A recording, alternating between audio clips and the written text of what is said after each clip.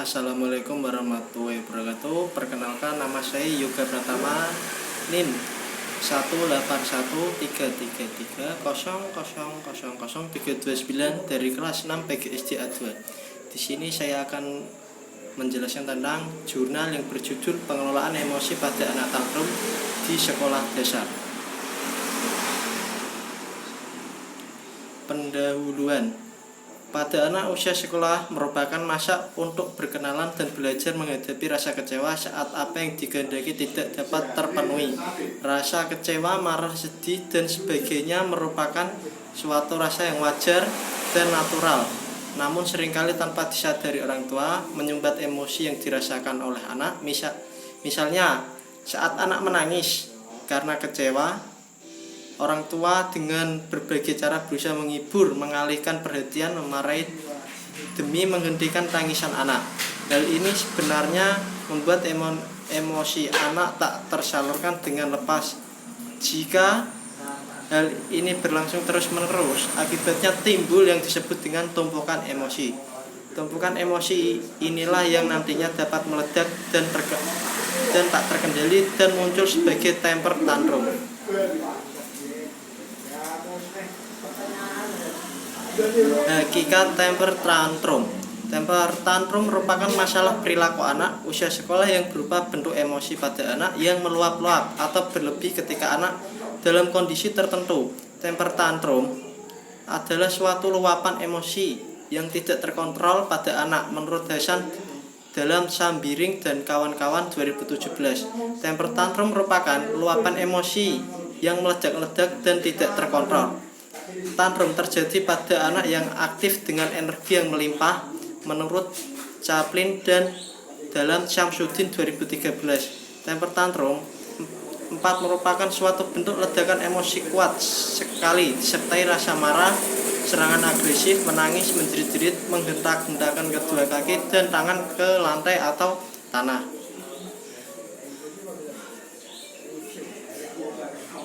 Tipe anak tantrum menurut MHAH 2008 halaman 81-117. Ada 4 tipe temper tantrum, yaitu manipulatif tantrum. Dari lahir anak secara aktif terlibat dalam membangun pemahaman mereka sendiri. Pengalaman dan pemahaman ini dimediasi terkait oleh konteks sosial budaya.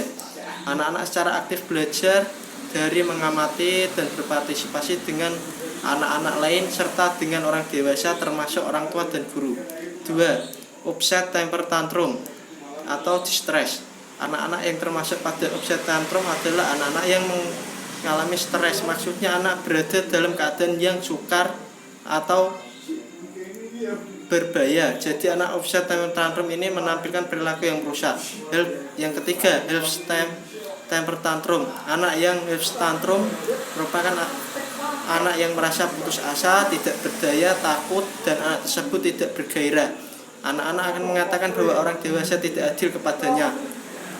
Anak berasa bahwa dirinya tidak diperdulikan oleh orang-orang sekitarnya. Yang keempat, stress and the chaotic tantrum. Semua kegiatan anak diatur oleh orang dewasa, mulai dari berpakaian sampai dengan siapa anak-anak bermain. Anak-anak tidak memiliki kebebasan untuk memilih apa yang diinginkan ketika semuanya telah ditetapkan. Anak tidak mampu untuk menolak apa yang telah ditetapkan dan anak mengalami stres. Faktor penyebab tantrum. Temper tantrum merupakan ciri dari anak yang bermasalah. Perkembangan emosinya mengalami hambatan karena ada 2 kebutuhan dasar yang tidak terpenuhi. Ini sebagai mana diungkapkan oleh seorang ahli psikologi, Abraham Maslow, mengungkapkan bahwa manusia seantero dunia membutuhkan kebutuhan dasar yang terdiri dari 5 jenis kebutuhan dasar. Teorinya dinamakan hierarki kebutuhan. Kebutuhan dasar manusia tersebut yaitu 1. Kebutuhan yang pertama adalah kebutuhan fisiologis biologis, merupakan kebutuhan yang paling dasar.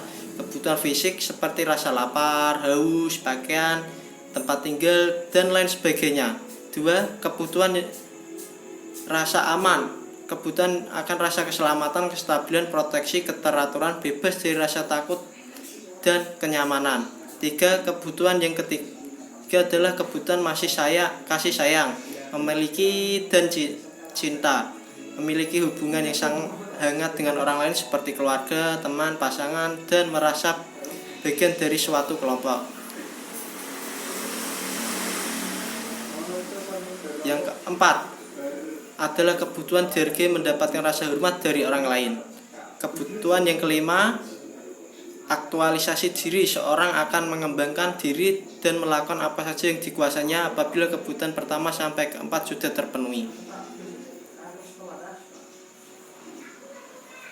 Anak yang tidak terpenuhi kebutuhan dasar akan rasa kasih sayang dan rasa aman biasanya didapat pada lingkungan keluarga yang broken home, di mana pada lingkungan keluarga tersebut tidak adanya keharmonisan antara anggota keluarganya atau ibu dan bapaknya sering bertengkar di hadapan anak.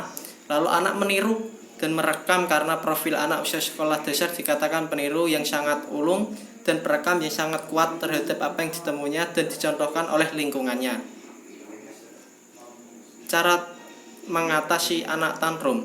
Cara terbaik untuk mengelola amukan adalah terus bersikap dewasa, peduli, positif, dan konsisten. Menurut Betty 2014, hal yang terlebih dahulu harus diperhatikan adalah pengelolaan atas reaksi emosional yang muncul untuk membantu anak-anak mengelola reaksi emosinya tidak sesuai.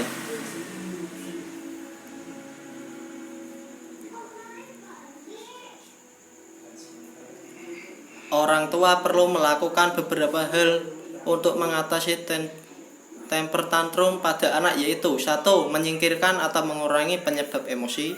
2. Meredakan respon negatif anak dengan membiarkannya mengeluarkannya melalui tangisan, bicara, mengarahkan perasaan negatif ke tindakan non-destruktif. 3. Menawarkan dukungan, kenyamanan, dan ide untuk kontrol diri. 4. Mencontohkan sendiri perilaku-perilaku yang terkendali. 5. Memberi anak kesempatan untuk membicarakan perasaan negatif secara terbuka. Sekian dari saya. Wassalamualaikum warahmatullahi wabarakatuh.